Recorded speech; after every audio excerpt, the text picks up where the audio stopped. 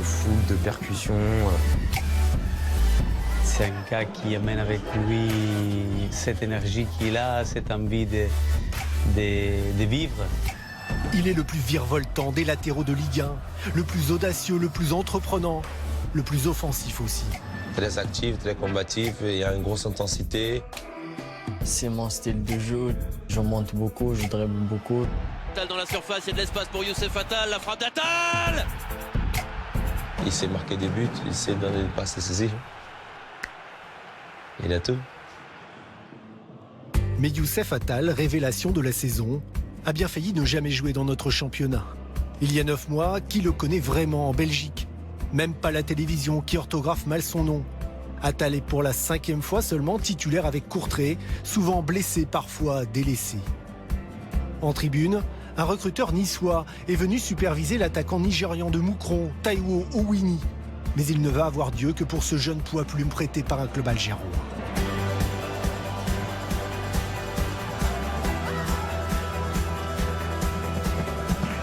Et le tacle de Youssef Attal. Mais souvent, ça arrive comme ça. Souvent, il arrive comme ça que dans la vie, il y a des choses qu'on découvre des joueurs par hasard qui n'étaient pas prévus. Un mois plus tard, Courtrai lève l'option d'achat pour 500 000 € et le revend 6 fois plus cher à l'OGC Nice. C'est des moments où j'ai trop envie d'avoir ces moments comme ça, de jouer en Ligue 1, de jouer avec des grands joueurs.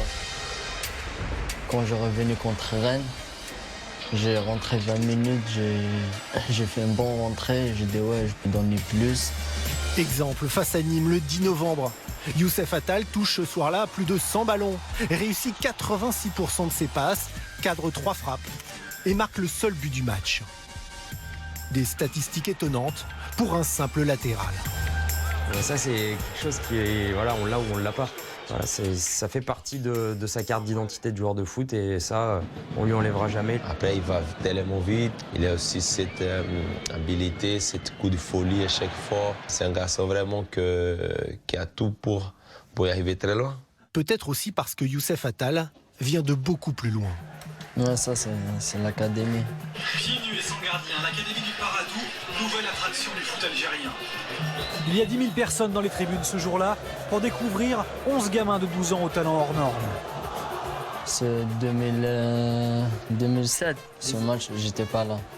Mais j'ai joué contre cette équipe plusieurs fois. À l'époque, il est encore un jaune et vert de la JS Kabylie, qui ne rêve que d'intégrer le seul centre de formation du pays et ses prodiges aux pieds nus. Quand tu joues contre une équipe comme ça, tu as envie d'aller jouer avec eux. Quand j'arrive à Parado, tu vas à l'académie, tu dors là-bas, tu fais les cours, tu manges, tout. Il y a tout à côté de toi. Juste, toi, tu travailles et ça va arriver. Une académie dont Youssef Attal est aujourd'hui le plus digne représentant.